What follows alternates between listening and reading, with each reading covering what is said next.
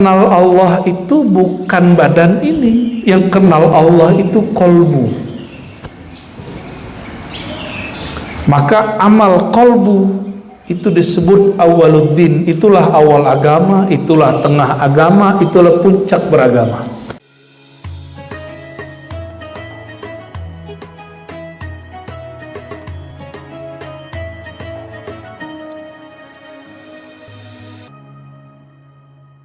Fastabiqul khairat. Fastabiqu itu kata perintah, maka berbuatlah mana yang lebih mana yang tercepat, itu hasil harfiah. Kalau hari ini terjemahnya berlombalah. Fastabiqu dari istabaqa yastabiqu, mujarradnya sabaqa berarti dahulu ya. Fastabiqu, maka ambil bagianlah kamu sesegera mungkin. Untuk apa? Al-khairat. Al-khairat untuk amal-amal yang baik. Jadi bukan satu amal. Kenapa dipilih khairat bukan salihat? Kalau amilu, innal ladzina amanu wa amilus salihat. Sesungguhnya orang yang beriman dan beramal yang soleh. Soleh artinya yang cocok untuk kita. Bahkan tidak hanya untuk kita, yang cocok sesuai dengan waktunya, itu disebut soleh. Di jam kerja itu solehnya bekerja, bukan sholat sunat ya. Sepertiga malam terakhir cocoknya, solehnya bangun sepertiga malam, yaitu sholat zikir, bukan amalan zikir pagi petang, nggak nyambung ya. Jadi soleh itu bahasa Arabnya amalan yang sesuai dengan waktu, tempat, dan diri kita. Sedangkan khair itu yang baik-baik, yang engkau pilih. Pilihlah mana yang baik menurutmu dan kejarlah segera. Itu maksudnya al-khairat ya. Lalu surat Ali Imran, surat keluarga Imran ayat 133, apa saja yang disebut khairat, kebaikan? Pertama ya, wasari'u ila maghfiratin. Wasari'u sar'a, jadi musara'ah artinya cepat-cepatan ya. Wasari'u, segeralah engkau, cepatlah engkau ila maghfiratin ya. Jadi apa yang disebut khairat tadi? Di antaranya maghfirah, amalan yang membuat engkau mendapat ampunan. Anak kecil kalau salah, terus supaya dimaafkan orang tuanya, apa yang dilakukan? Ada kalanya dia bermohon, ada kalanya dia membuat sesuatu yang membuat orang tuanya senang dan menghapus kesalahan dia. Itu namanya maghfirah. Wasari'u ila maghfiratin min rabbikum. Segeralah, cepat-cepatlah engkau mencapai ampunan dari Tuhanmu ya. Rabbikum. Wa jannatin, dan surga. Surga itu Bapak Ibu bahasa Sanskerta, tapi bahasa asli dari jannah artinya kebun, taman-taman, itu jannah. Kenapa? Karena orang Arab itu negerinya tandus, maka diilustrasikan negeri yang tempat Allah memberi nikmat itu negeri yang banyak kebunnya. Kalau orang Indonesia yang kebayang sama dia apa? Padang pasir ya. Kita senangnya padang pasir kan? Coba tahan setengah jam di padang pasir. Kita bayangin juga kalau ada negeri yang ada saljunya, itu bagus. Nanti kalau ada rezeki coba nanti ke negeri yang ada saljunya, 15 menit aja pasti pengen pulang. Itu cuma enak pertama kali dan difoto indah, karena orang difoto nggak merasa dingin. Tapi kok yang di dalam foto kedinginan itu. Kita aja ke puncak dinginnya bukan main Ya. Ya. Puncak lagi dingin-dinginnya, Pak. Saya baru malam tadi ngopi di puncak, itu dinginnya menggigil.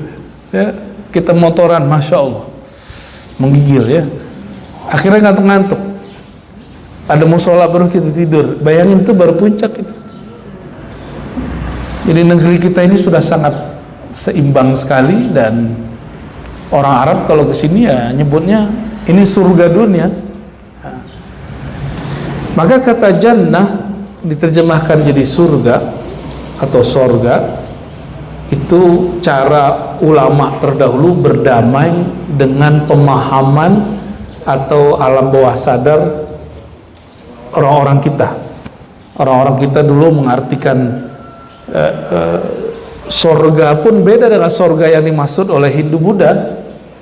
Ya, ini surga itu kan bahasa mereka, ya, bukan bahasa orang Islam itu surga itu.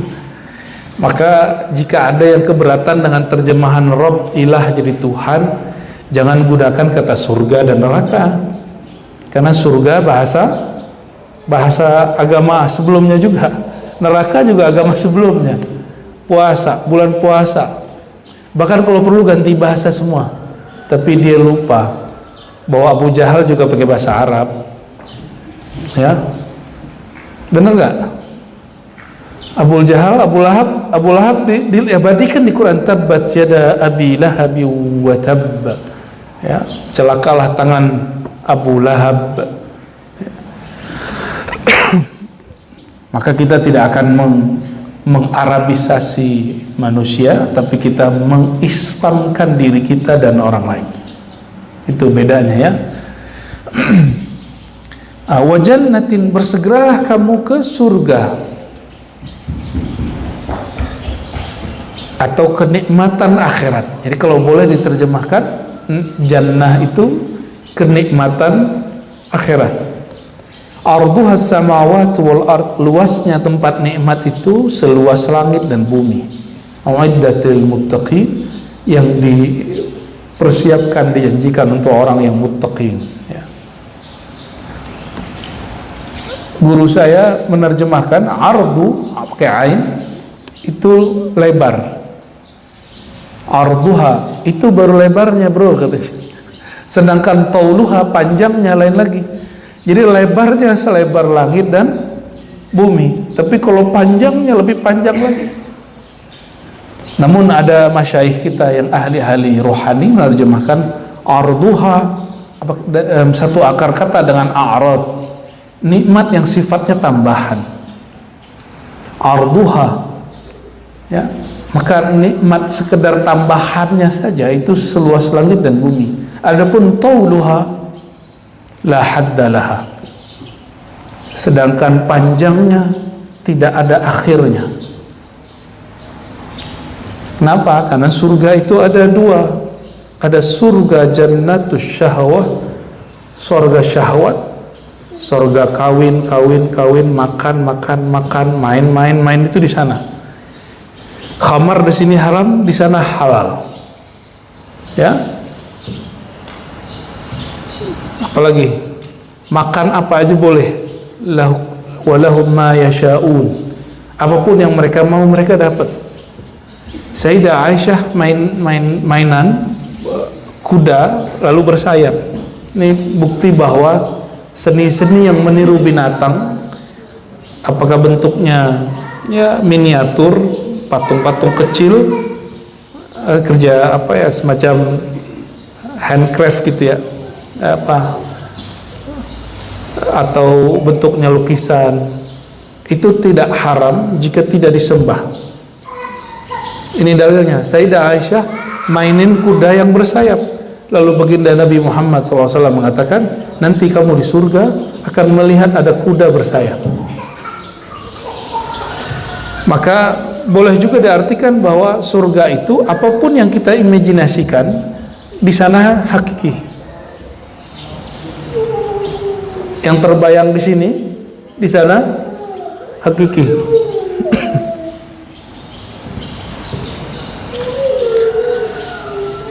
Oleh karena itu Nabi Muhammad SAW menyebut surga itu ada dua jenis, ya. Ya, ada surga yang tidak terbayang oleh pikiran, walam takhtur bibalil bashar, tidak pernah terbayang oleh manusia, tidak pernah lihat mata, ya.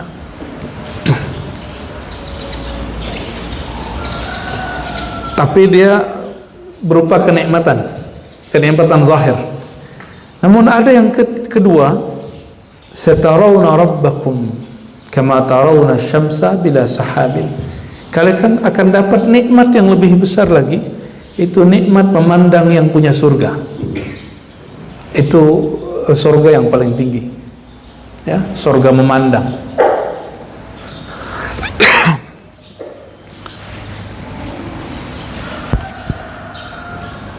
Dapat gaji itu nikmat, tapi diundang ke istana itu lebih nikmat lagi. Maka saya punya kiai, dia mengabadikan foto dia dengan Presiden Soeharto, padahal dia pengkritik Soeharto. Yang paling lucu, teman saya mahasiswa bencinya sama Jokowi luar biasa, tapi ketika diundang setelah demo ke istana, itu foto bersalaman dengan Pak Jokowi itu dia simpan dan dijadikan status di WA. Ternyata kalau sudah diundang ke istana lain cerita, ya. Padahal pengkritik Jokowi. Itu baru dunia, ya, baru dunia. Sahabat saya seorang pekerja di, ya, pejabat lah di rumah sakit. Dia pensiun lalu diundang oleh Menteri Kesehatan. Itu senangnya bukan main, cuma diundang oleh menterinya. Gimana kalau diundang Rasulullah Sallallahu Alaihi Wasallam? Ya, Rasulullah itu punya surga sendiri. Jangankan Nabi Muhammad Sallallahu Alaihi Wasallam, di salah satu pengalaman Mi'raj Nabi Muhammad Sallallahu Alaihi Wasallam, beliau dibawa berputar berkeliling terbang oleh Sidna Jibril. Lalu setelah agak lama dan lelah, Nabi Muhammad SAW dikabari oleh Sayyidina Jibril, ya Muhammad, itu baru kebunnya sahabatmu Abu Bakar Siddiq. Ya, baru kebun Sayyidina Abu Bakar Siddiq. Saya akan Jibril kasih tahu kalau engkau lebih luas lagi, engkau justru yang punya surga. Syarat masuk surga apa? Dapat syafaat Nabi Muhammad SAW, nggak ada lagi. Maka syafaat Nabi Muhammad SAW itu mutlak. Orang mengira beramal masuk surga, nggak bisa, mesti dapat syafaat Nabi Muhammad SAW. Hatta, ya, disebutkan, kamu lan tadkhulal jannah la yadkhulal jannata ahadukum bi amali. Hadis sederhana sering kita dengar. Kamu gak masuk surga dengan amalmu. Nggak ada orang masuk surga dengan amalnya sendiri. Kenapa? Kalau bapak saudara ibu semua, kita bisa beramal, bisa sholat, bisa haji umroh, itu siapa yang pertama kali mengajarkan? Orang tua, guru orang tua kita dari siapa? Dari gurunya sampai ke siapa? Baginda Nabi Muhammad Sallallahu Alaihi Wasallam. Maka untuk diterimanya amal kita mesti sesuai dengan yang pertama kali ngajarin itu. Jadi kalau hari ini orang mengatakan nggak usah berguru, langsung aja ke kitab dan sunnah. Loh, kitab dan sunnah itu produk orang berguru. Bisa nggak baca Fatihah Bismillah tanpa guru? Nggak bisa. Anak-anak kita baca Iqra pakai guru. Masa ingin memahami satu ayat di Quran nggak berguru, lalu menghina sanad guru-guru ulama-ulama kita yang Ahlus Sunnah wal Jamaah, itu aneh. Bagi saya aneh.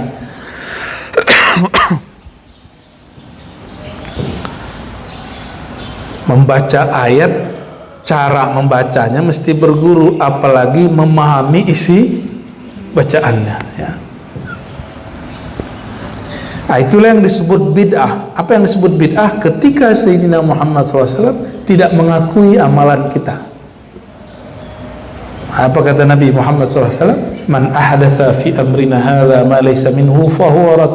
Siapa yang buat satu amalan yang bukan berasal dari amrina, perintah urusan kami, fahuwa rad, maka dia tertolak. Tapi ulama kita, Imam Izzuddin bin Abdus Salam menjelaskan, bab bid'ah itu bab sempit, jangan diperlebar. Hadis ini nggak banyak, hadis bid'ah itu cuma 1, 2, 3, 4. Selebihnya yang cuma tambahan-tambahan, tapi yang inti cuma 2. Kullu bid'atin dhalalah wa kullu dhalalatin finnar. Setiap bid'ah sesat masuk neraka. Yang pertama yang pertama yang tadi. Habis itu yang barusan saya sebut. Cuma 2 itu. Selebihnya tidak terlalu kuat. Lebih banyak kalam sahabat dan tabi'in. Maka ulama kita, imam-imam kita yang ahli sunnah mengatakan bid'ah itu bab sempit. Artinya perkaranya nggak banyak, masalahnya nggak banyak. Tapi hari ini muncul kelompok yang memperlebar persoalan bid'ah. Yang nggak bid'ah disebut bid'ah. Ini musibah hari ini, ya, musibah yang muncul di umat Islam hari ini, memperlebar makna bid'ah.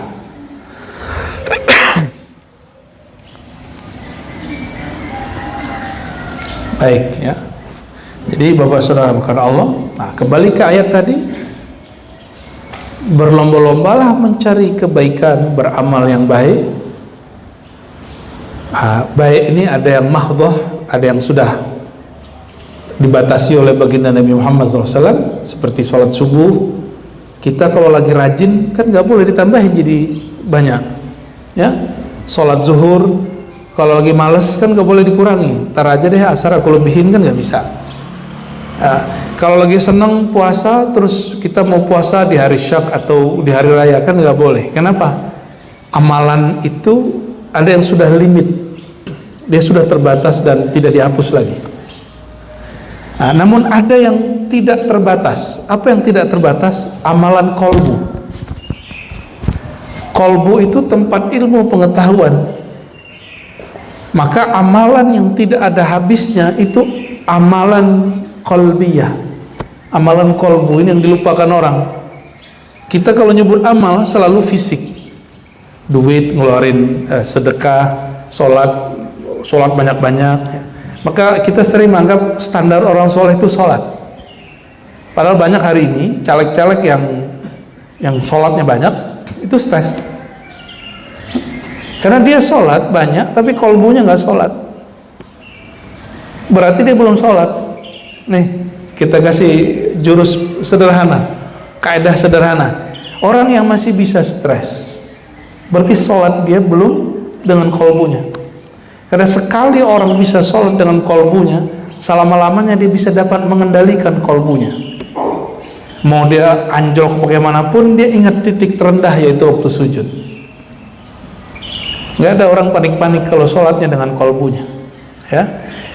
Itu sebabnya Imam Bukhari, ya, di Kitabul Iman menyebutkan bahwa amal qalbu lebih mulia dari semua amal. Amal qalbu lebih mulia dari semua amal. Imam Ghazali dalam kitab Qimiyus Sa'adah ketat mengatakannya. Apa kata beliau? Yang kenal Allah itu bukan badan ini, yang kenal Allah itu qalbu. Maka amal qalbu itu disebut awaluddin. Itulah awal agama, itulah tengah agama, itulah puncak beragama. Ini anak-anak kita ini, kalau dia nggak kenal sama yang banguninnya, tidur lagi, Pak. Tapi kalau yang bangunin ustadznya, bangun nggak deh? Bangun. Kalau temennya bangunin, ntar aja gitu. Ya. Ini anak-anak nih, ya kita kan pernah nyantri. Kalau yang bangunin teman, ya bro. Tapi kalau yang bangunin ustadznya, langsung itu, langsung berdiri. Padahal kita kalau mau bangun kita duduk dulu, kita langsung cepet, conditioningnya cepet. Apalagi kalau yang datang Pak Kiai ini yang datang, langsung semangat tuh, ya, kedengeran, ya. Pakai di masjid langsung datang semua. Begitu spiritnya. Maka teman saya yang baru bangun pesantren itu kalau dia jarang di pesantren atau sehari saja tidak di pesantren, dia melihat santrinya loyo, ustadznya juga loyo. Kalau waktu dulu kiai kami meninggal, saudaranya juga seorang kiai di Cirebon, apa katanya? Kiai itu ruhul ma'had, itu spirit ruhnya pesantren. Jika kiainya berpulang, spiritnya padam. Oh, kami menangis mendengar begitu, ya.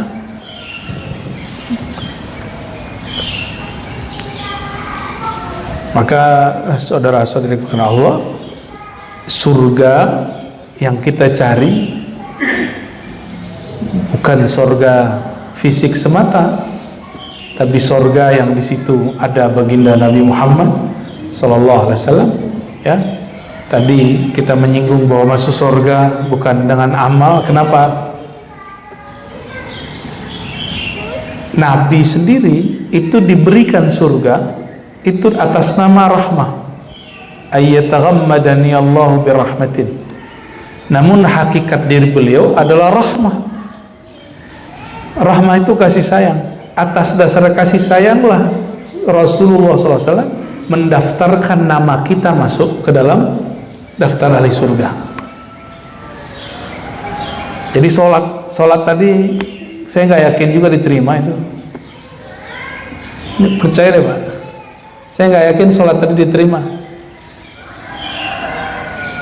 Itu sebabnya penutup sholat oleh Imam Syafi'i, satu-satunya imam yang mewajibkan dan menjadikan sholawat sebagai rukun sholat. Karena satu sholawat 10 rahmat turun. Harapannya, nah ini sir mazhab Syafi'i. Dan kenapa sampai hari ini saya tidak pernah keluar dari mazhab Syafi'i? Karena di situ dia menggabungkan antara sesuatu yang syariat dengan hakikatnya. Orang kalau tidak sholawat, amalnya nggak diterima. Nah, kalau orang bersolawat, dia dapat kasih sayang Allah, baru amalnya disertakan. Kalau nggak disertakan, ya. Itu sebab juga umroh tanpa atau haji tanpa ziarah itu nggak sempurna, walaupun nggak masuk rukun dan syarat. Karena orang haji umroh itu berkat Nabi Muhammad SAW. Nah, kita masuk ke hadis yang pertama. Bismillahirrahmanirrahim. An Abi Hurairah, dari Sayyidina Abu Hurairah radhiyallahu ta'ala anhu, sahabat yang hanya 3,5 tahun bersama Nabi Muhammad SAW, tapi dia mengejar ketinggalan dia, maka dia berguru kepada sahabat yang lebih tua dan mendengarkan hadis dari sahabat-sahabat yang lama mendengar Nabi Muhammad SAW. 3,5 tahun dia bersama Nabi Muhammad SAW, tapi hasilnya 5.000 hadis dia pegang. Sedangkan sahabat yang mungkin lebih tua, ada 20 tahun, itu nggak nyampe 5.000 hadis. Bahkan 50 hadis pun sulit kita dapat dari sahabat tersebut. Oleh karenanya Abu Hurairah sangat senang sekali oleh orang-orang tertentu dibully, ya. Dan dipertanyakan, termasuk salah satu kiai yang baru meninggal di Indramayu, ya. Tahu namanya, baru meninggal, ya. Saya agak heran kok ada kiai mengkaji kitab tasawuf tapi membuli Abu Hurairah, itu heran, ya. Dulu kita sempat kritik, ya, tapi karena sudah wafat, semoga Allah memaafkan, mengampuni beliau. Tapi itu berat sekali Pak, menghujat sahabat itu berat sekali dosanya. Jangankan hujat sahabat, hujat orang biasa aja berat dosanya, ya. Sibabul muslim fusuk, mencaci, merendahkan sesama muslim itu fasik. Apalagi merendahkan pemukanya orang Islam, yaitu para sahabat yang mereka telah dijamin radhiyallahu anhum, Allah meridhai mereka. Maka kalau mau nyeleneh, jangan nyeleneh bagian-bagian adab, ya. Itu adab sesama muslim. Kalau mau nyeleneh bagian pemikiran murni, ya, yang itu belum ditutup pintunya oleh Rasulullah SAW, ya. Kalau pemikiran ini bab ijtihad, ijtihad nggak pernah ditutup oleh Rasulullah SAW. Bab ma'rifat nggak pernah ditutup oleh Nabi SAW. Yang pernah ditutup oleh Rasulullah adalah bab syariat, ya. La nabiyya ba'di, nggak ada lagi nabi setelah Nabi Muhammad SAW, nggak ada lagi syariat baru.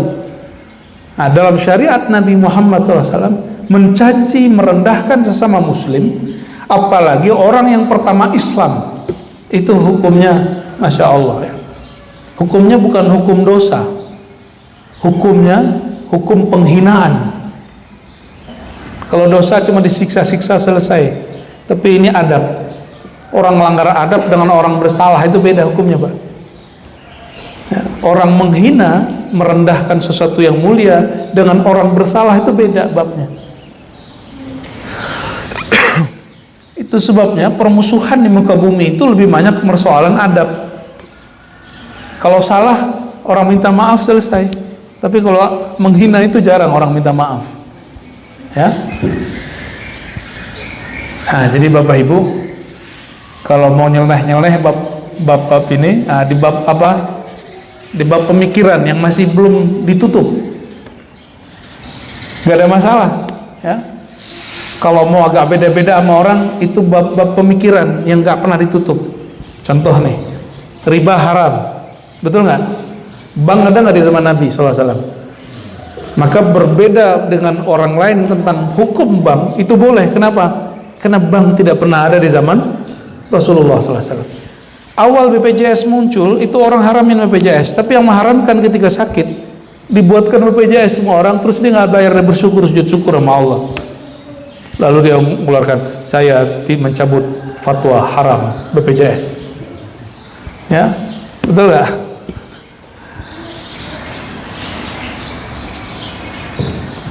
Banyak lagi ya.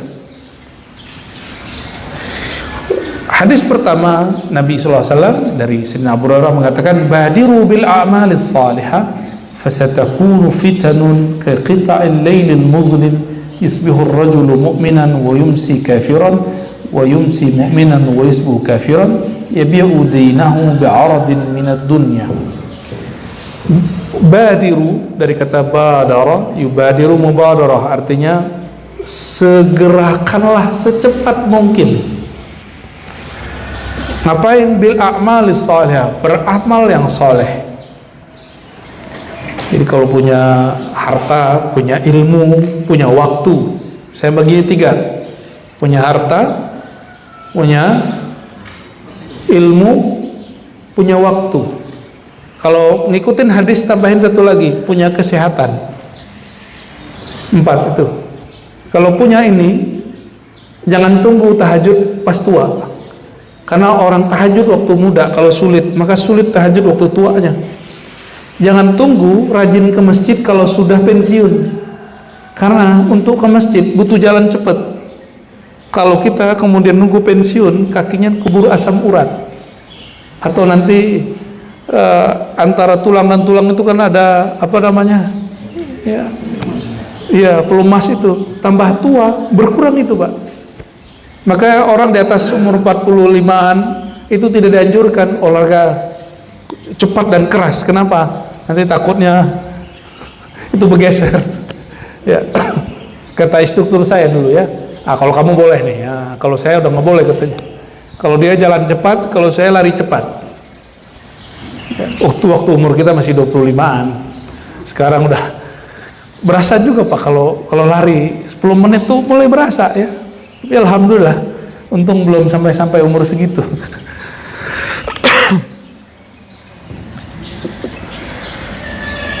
Jadi amal fisik untuk fisik. Maka soleh itu yang fisik. Sholat itu bagian dari amal fisik. Amal saku, amal dompet ngapain? Berbagi. Maka orang yang memperbanyak sholat, sedangkan dia belum bersedekah, tabungannya banyak, itu tidak soleh. Sholatnya soleh, tapi yang di kantong dia belum soleh. Ya, jadi wirid setiap hari bersedekah, dicicil aja, ya, biar nggak berasa ngeluarinnya. Kapan orang sadar dia sehat? Kalau dia sakit. Kapan orang sadar hidupnya betul-betul banyak nikmat? Kalau nikmat dicabut. Nah, sebelum nikmatnya berkurang, baik nikmat harta, nikmat waktu, nikmat sehat, waktu duit ada, waktu tubuh kuat, lakukan amalan yang menurut kita berat. Apa yang paling berat itu disebut amal soleh.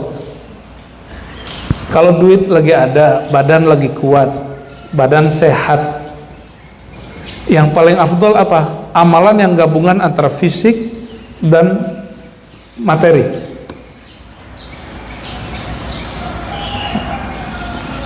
Kalau sudah nggak kuat, terakhir baru amal kolbu. Ya, amal kolbu itu basic dan dia paling terakhir. Itu sebabnya pengajian kalau yang benar ya Bapak Ibu ya. Semoga pengajian kita termasuk yang benar itu. Ya, kita nggak mengatakan pengajian kita pasti benar, tapi semoga Allah masukkan kepada lingkaran yang benar. Amin ya. Pengajian yang benar itu qutul qulub wa ghazaa'un lil arwah. Dia menjadi nutrisi kolbu, makanan rohani.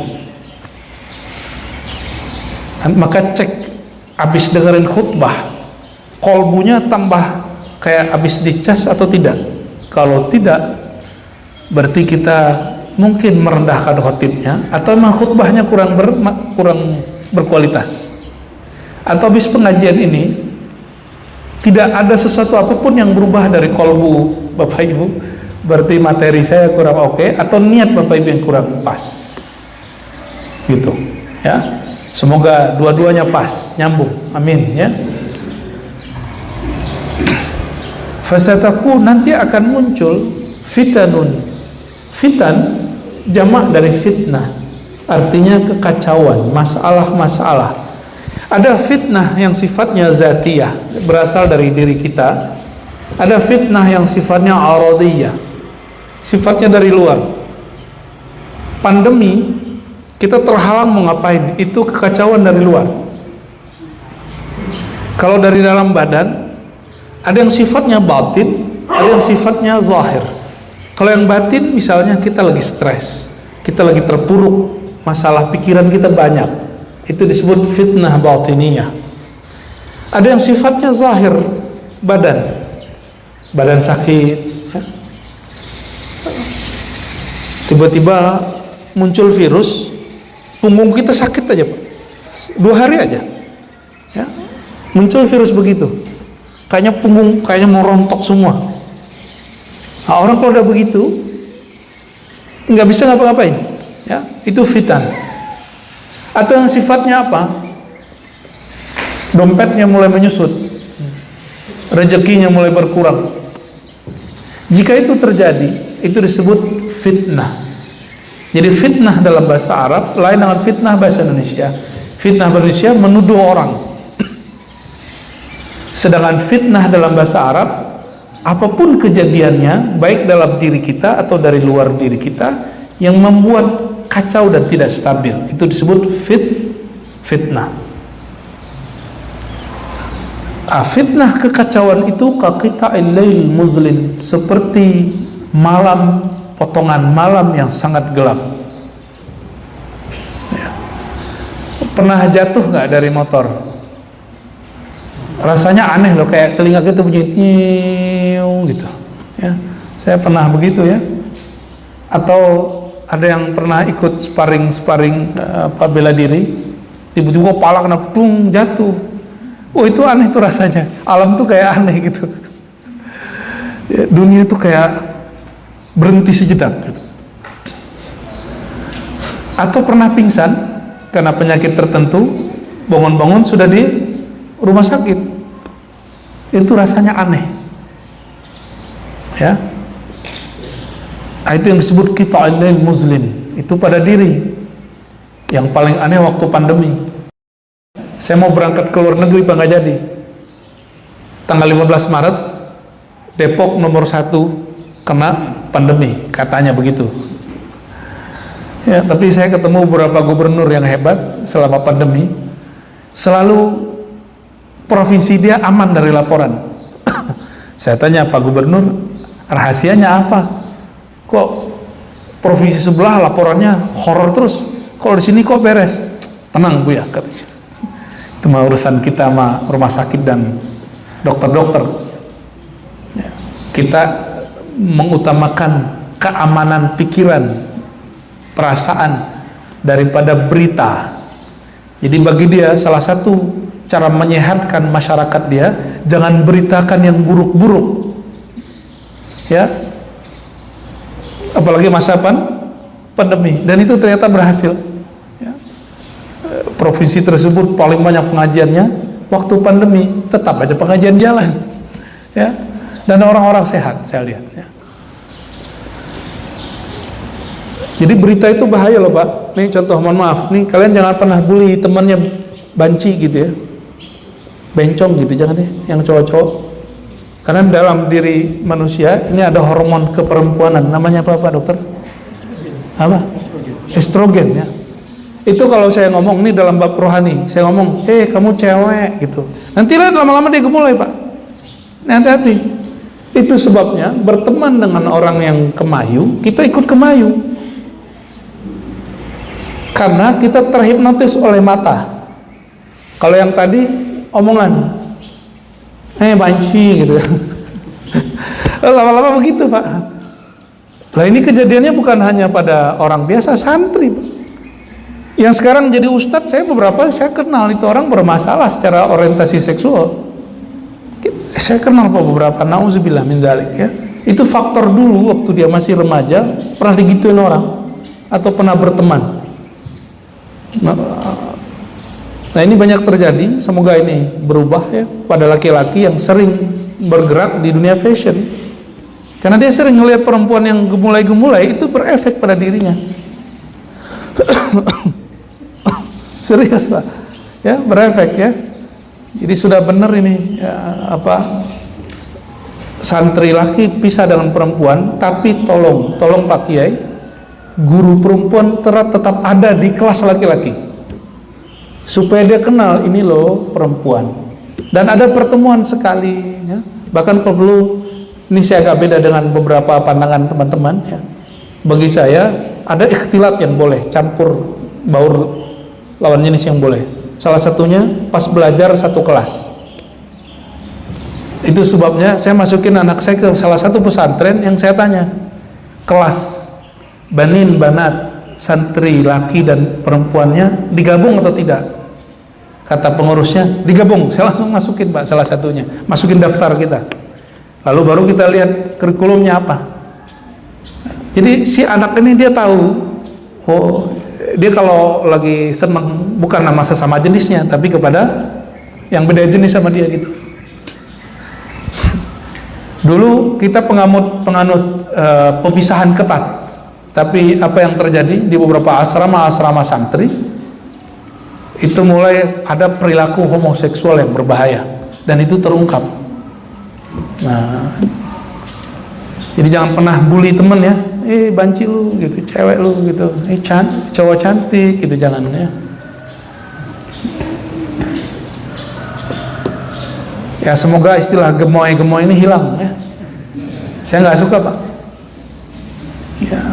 Presiden terpilih walaupun belum dilantik dan diumumkan, dan walaupun ada orang yang mau buat hak angket ya, kata gemoy itu sebaiknya dihentikan, karena itu bisa merubah karakter dia nanti ya.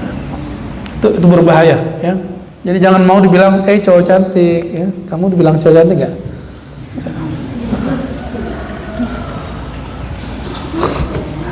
Kekuatan kata-kata itu bisa menumbuhkan, nah nanti bisa dicek secara ilmiah, nanti hormon itu muncul Pak. Hormon apa tadi namanya? Saya lebih senang nyebutnya hormon feminis gitu ya, hormon keperempuanan. Sama kalau orang bilang ya, kamu keren deh. Wah itu ada satu hormon dalam diri kita yang membuat kita bahagia dan percaya diri, itu terbit lebih banyak. Nah, itu sebabnya Imam Syafi'i mengambil ilmu ini, ilmu bab niat, lalu beliau jadikan sebagai sugesti, disebut melafazkan niat, talaffuz bin niyah. Kekuatan menyebutkan melafazkan niat. Walaupun di hadis melafazkan niat itu cuma satu bab, yaitu bab haji. Haji itu ada labbaik Allahu hajjan wa umratan, ya. Disebutkan, ya Allah, aku berniat menerima, menjawab seruanmu haji dan umroh. Kalau sholat kan nggak ada dalilnya pakai niat. Tapi Imam Syafi'i menganggap umroh haji itu amalan fisik, sholat juga ada fisiknya. Supaya tertanam maka mesti dikalamkan. Sengaja aku sholat gitu. Yang penting baca usolinya jangan setelah takbir. Jadi yang bid'ah itu baca usoli setelah takbir. Sengaja aku sholat baru udah takbir, itu baru bid'ah, ya. Sama dengan orang nanya, apakah bid'ah salam-salaman habis sholat? Iya, bid'ah kalau sebelum salam. Kalau sudah assalamualaikum kanan kiri sudah tidak bid'ah, ya. Ada aja hari ini orang-orang membid'ahkan yang nggak bid'ah itu, ya. Oke, anak-anak ya, jangan bully-bulian, jangan bully-bully dengan kata-kata yang seperti itu, ya. Sibabul muslim fusuk, merendahkan sama muslim itu kefasikan, ya. Dan juga menyebabkan dia fasik, ya. Pagi-pagi seorang mukmin itu imannya bagus, sore sudah berubah. Sore dia mukmin, pagi sudah berubah. Oleh karena itu, saya bertemu seorang syekh dan dia mengatakan, Razi, amalkan dan ajarkan, mau beramal apapun mulai syahadat. Ini zaman fitnah. Loh, kenapa Kiai? Gitu saya tanya.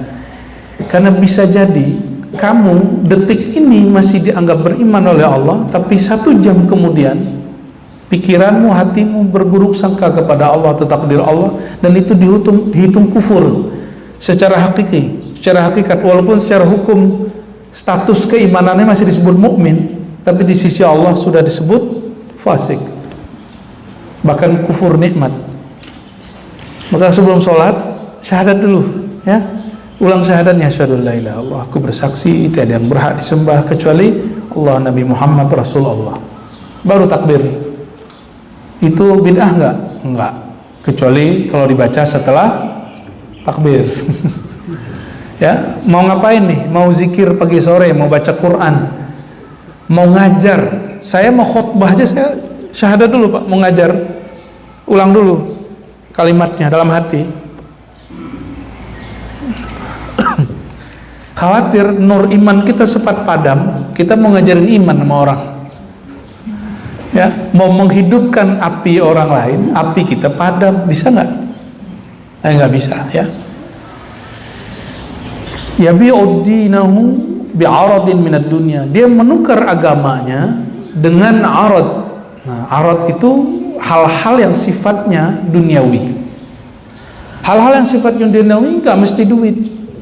Nggak mesti orang jual agama untuk politik.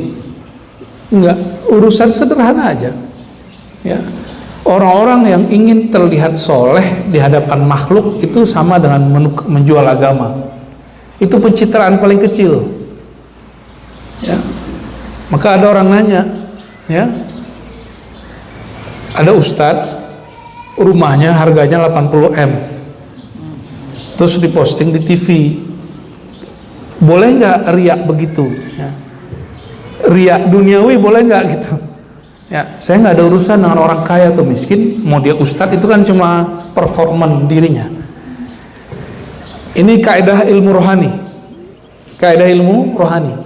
Imam Al-Barkawi punya kitab At-Tariqah Al-Muhammadiyah, sudah diterjemah Tarekat Muhammad.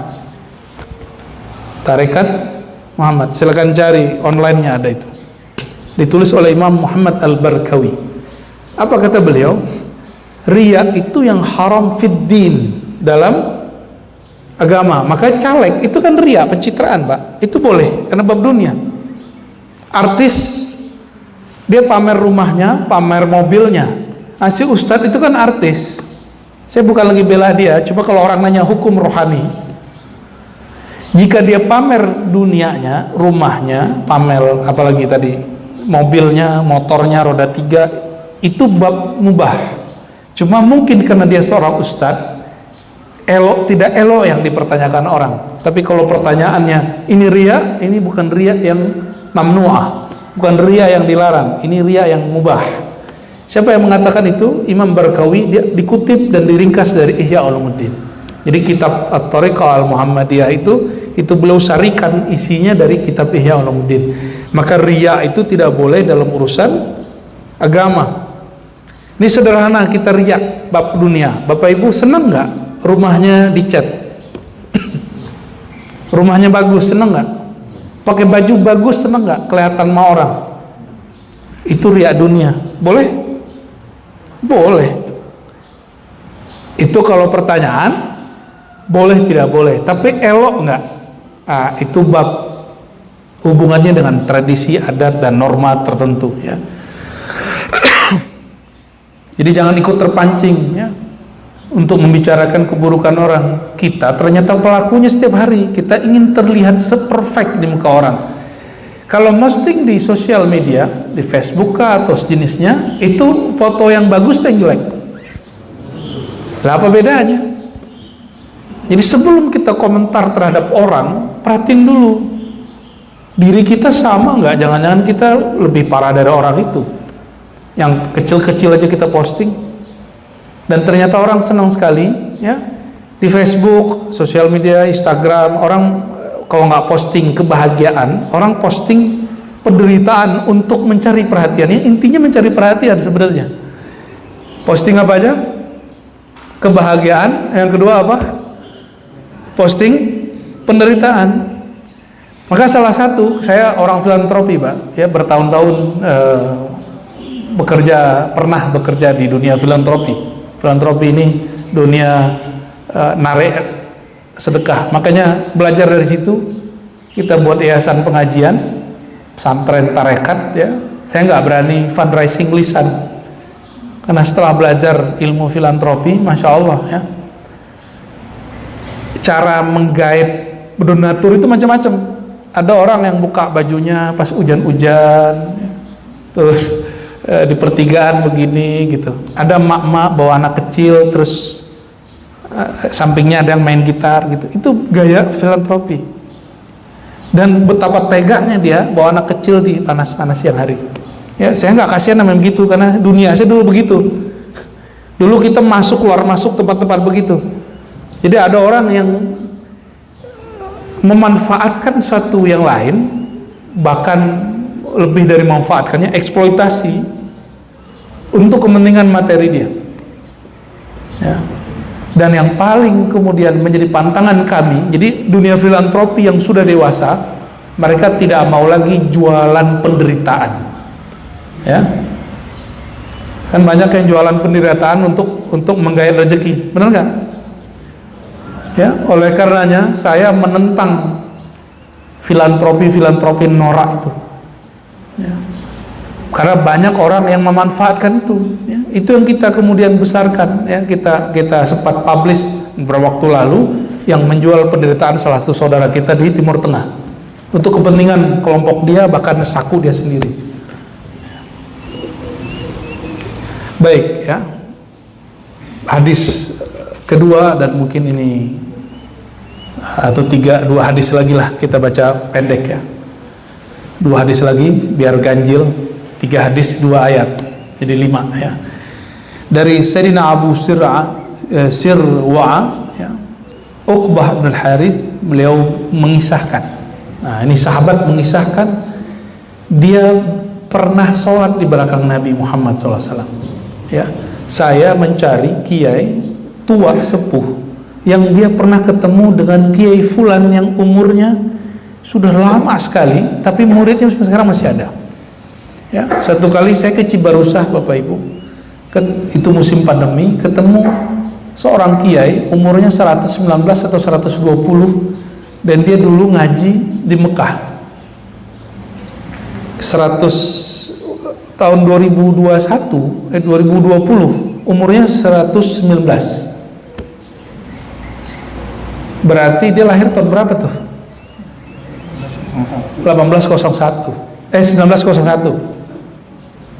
Dan dia ketemu orang yang kalau saya lewat Syekh Fulan itu jaraknya ke guru yang dia punya guru itu 3 orang. Kalau lihat dia cuma 1 orang. Jadi ya panjang. Kalau lewat dia cuma 1 orang. Dan beliau berwafat 2022. Ya. Pas umurnya barangkali 120. Nah, sekedar mendengarkan doa hizib lalu ijazah dari beliau, lalu kita tersambung kepada imam-imam lebih pendek daripada guru saya yang biasa.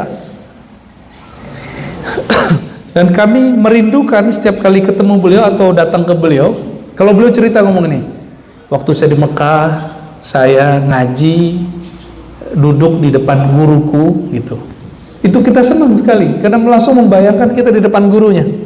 Nah, Sayyidina Uqbah bin Haris berkisah kepada muridnya, apa kata dia? Sallaitu wara'an Nabi sallallahu alaihi wasallam bil Madinati al-'asra fasallama. Suatu kali sholat asar, Nabi jadi imam, aku makmum di belakangnya. Ini murid beliau, Sayyidina Uqbah, itu seakan-akan merasakan dia hadir di belakang Nabi Muhammad sallallahu alaihi wasallam. Ini penting berkisah. Nah, ini untuk guru-guru, jangan pelit berkisah. Jangan cuma perintah-perintah, ya. Jangan cuma marah-marah. Tapi berkisahlah. Kisah itu masuk ke alam bawah sadar. Nah, yang Ustadz khutbah, mulailah khutbah dengan satu kisah riwayat hadis. Gak usah panjang-panjang, ya. Karena kisah itu lebih gampang diterima daripada orang kemudian marah-marah, ya. Summa qama musri'an fatakhatta wa riqaban nasi la ba'di hujari nisa'i. Tapi ini lain, biasanya Nabi selesai assalamualaikum, Nabi zikir sejenak lalu ngajak orang ngobrol, nyapa para sahabat, atau Nabi itu lagi ngabsen ngeliatin siapa yang nggak hadir gitu, tapi zikir dulu. Maka zikir sejenak ba'da sholat itu sunnah, ya. Langsung berdiri pas assalamualaikum karena nggak suka imamnya ahli bid'ah nih, yang nggak ada Nabi begini nih, justru itu yang bid'ah karena dia langsung berdiri. Yang sunnah itu dia duduk sejenak, mau diikutin bacaan imam atau dibaca sendiri itu urusan dia sendiri. Kalau saya punya wirid sendiri Pak, saya nggak bisa ngikutin imam, ya. Pada asar saya baca hizib nasr dulu, ya, apa hizib bahar dulu misalnya, lalu zikir 100 saya kalau itu imam gampang, lama selesainya. Imam itu mimpin untuk orang yang nggak biasa dipimpin. Nah, ini perkataan Imam Syafi'i, ya. Kenapa dianjurkan imam mengeraskan bacaan supaya yang di belakangnya tidak hafal atau tidak terbiasa mengikuti bacaan si imam.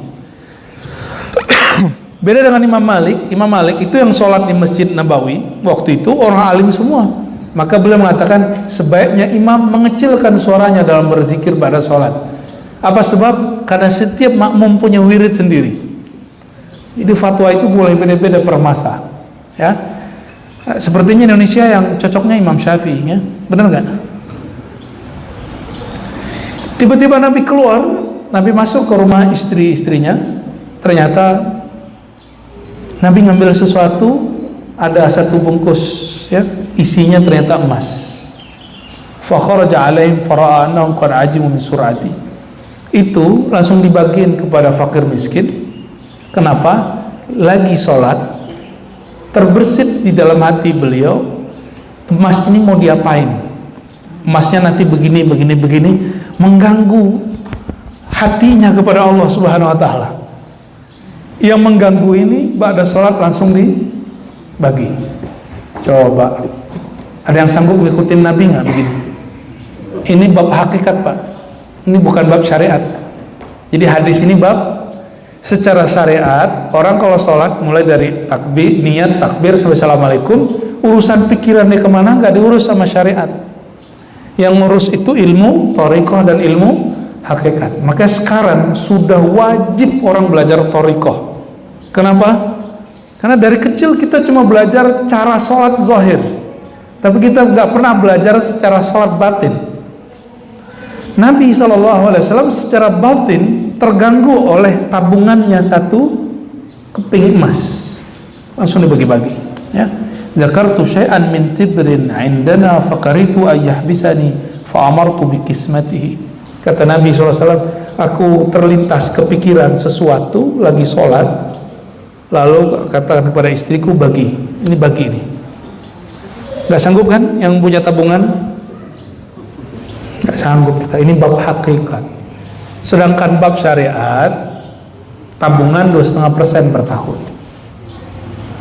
Jika sampai nisab, nggak sampai nisab juga enggak. Begitu Islam itu rapih, jangan bersedekah kalau nggak sanggup. Sanggupi dulu diri kita, baru berbagi, gitu maksudnya. Ada yang sanggup? Kepikiran motornya dibagi. Ada yang sanggup? Kepikiran mobilnya disedekahin. Ada yang sanggup? Nggak ada yang sanggup. Makanya wallahu yatawalla bisarair. Yang berhukum syariat langsung Allah. Tapi secara syariat kata Nabi Muhammad SAW, ana atawalla bizawahir.